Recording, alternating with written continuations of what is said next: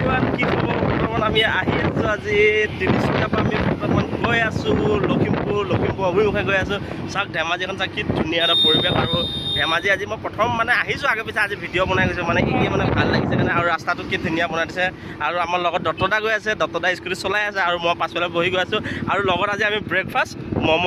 ম'ম' এনেকৈ লৈ যাম তাৰপিছত আমি আধা ৰাস্তা এনেকৈ ৰখিম আৰু কিয় ভাগৰো লাগিছে চিকেন আছে আগফালে আৰু বহি কিনি ম'ম'টোৰ লগত খাম আৰু এনেকৈ গৈ আমি ভিডিঅ'টো আৰম্ভ কৰি গৈ আছোঁ আপোনাকো ভিডিঅ'টো দেখুৱাম আৰু চাওক আমি বৰ্তমান আহি পালোঁ ট্ৰেফিক